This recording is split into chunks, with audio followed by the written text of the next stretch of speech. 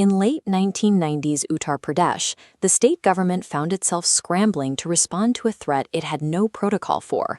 An 8 crore rupee assassination contract had been issued for the life of the sitting chief minister, Kalyan Singh. The person who took the contract was only 24 years old. Despite his growing reputation, law enforcement didn't have a photograph of his face. The state was now in the position of hunting an assassin they couldn't identify in a lineup, while his reach already extended into the highest levels of the government. For decades, the mafia in UP operated through large gangs of local muscle. Power was measured by the number of men you could put on the street for physical intimidation. Shri Prakash Shukla ignored these traditional boundaries.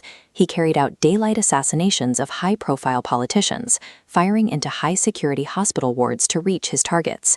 His primary advantage was firepower. He was the first criminal in the state's history to move past handguns and deploy military-grade assault rifles. These automatic weapons shifted the power dynamic instantly. Standard police patrols, armed with vintage bolt-action rifles, were now effectively outgunned. While he used bullets to finish jobs, Shukla used information to stay ahead of the law. He realized that early mobile communication could be weaponized to run a network from the shadows. At a time when mobile calls cost 16 rupees a minute, Shukla made them the backbone of his operations. To prevent the police from tracking his location, he used 14 different SIM cards, constantly switching identities to stay off the grid. He used these phones alongside pagers to coordinate hits remotely. By managing the details himself, he kept his physical crew down to just 3 men, which limited the chances of a member turning informant. He even built a Kundali system, hiring college students as freelance scouts. They would track a target's daily routine and report every movement back to Shukla over the phone. This combination of decentralized informants and off-site coordination meant Shukla could oversee the state's most complex crimes while remaining physically invisible to the law. As weeks passed without a single lead or sighting, standard investigative methods were proving useless against Shukla's network. The government took the step of sending the UP principal secretary to New York to study how the NYPD dealt with organized crime syndicates. Based on that research, the state authorized 1 crore rupees in 1997 to establish a dedicated, specialized unit. This was the creation of India's first special task force, launched with a specific directive, Operation Bazooka.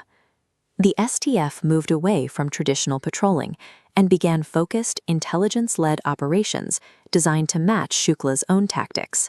The STF realized that finding Shukla required a shift in focus. They stopped hunting for his physical location and began mapping his communication network. Their first success was obtaining a partial photograph of him. For the first time, his face was on wanted posters across the country, forcing him into a state of constant movement. Investigators identified a key link, his girlfriend in Delhi, and began intercepting every signal sent to her phone. After tracking a call made from a public phone booth and cross-referencing flight records, the STF narrowed down his exact location to a moving vehicle. The same mobile technology that allowed Shukla to operate with such secrecy had now become the primary tool the STF used to find him.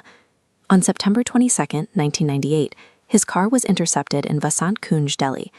After an 8-minute firefight with the STF, Shukla's 5-year run ended on the side of the road.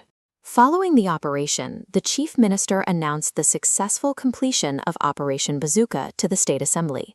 Shri Prakash Shukla's impact on the state didn't end with his death. His tactics forced a permanent shift in how India polices organized crime. It proved that as criminals adopt new tools, the state's response must evolve even faster.